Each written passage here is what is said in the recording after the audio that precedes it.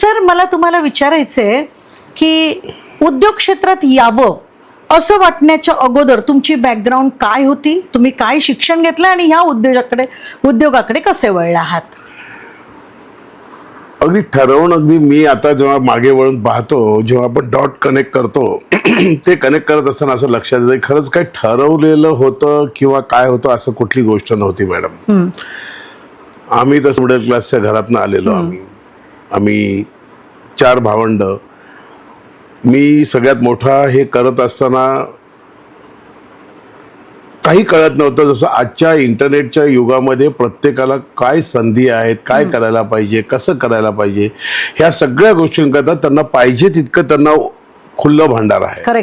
आमच्या त्या 1970s मध्ये हे काही कळत नव्हतं. अरे तो काय करतोय, सायन्सला गेलाय, मला सायन्सला जायचंय. तुम्हाला मजा सांगतो एका वेळची मॅडम.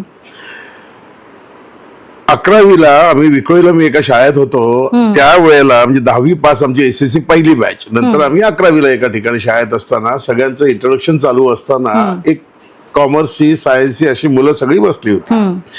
त्यातल्या एका कॉमर्सच्या मुलाला एकाने विचारलं की तुला काय व्हायचं? तो बाबा बोलला मला डॉक्टर व्हायचंय. आणि मला नावासकट तो मुलगा आठवतो पण मी नाही घेणार तो. ही आमची तरा होती मॅडम.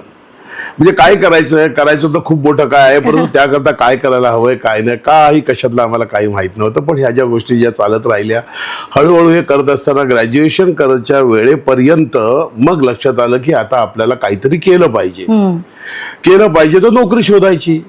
वडील नोकरीला होते तर म्हणजे काय करणार, आम्ही नोकरी करायची. पण आमचे एक चुलते होते, त्यांना बापू ढमढेरे म्हणून ओळखतात. खूप भांडूप मधलं बऱ्यापैकी प्रसिद्ध नाव आहे ते. तर त्यांनी त्यांची नोकरी सोडून तरी धंदा चालू केला होता. त्यामुळे आम्हालाही वाटायचं की आपल्यालाही धंदा करायचा. तरी आम्ही एक नोकरी केली. 8-9 महिने त्या नोकरीमध्ये काम केलं. त्या नोकरीमध्ये काम करत असताना मी जेव्हा जॉईन केलं तेव्हा तिथे 5 जणांची फॅकल्टी होती. अनफॉर्च्युनेटली 4 जण सोडून गेली.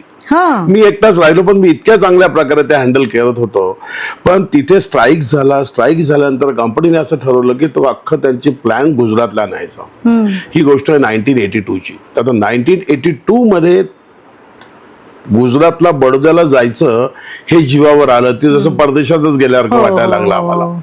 आणि आम्ही तिकडे न जाता आमच्या सुलत्यांचा आदर्श डोक्यासमोर ठेवून की धंदा करायचा.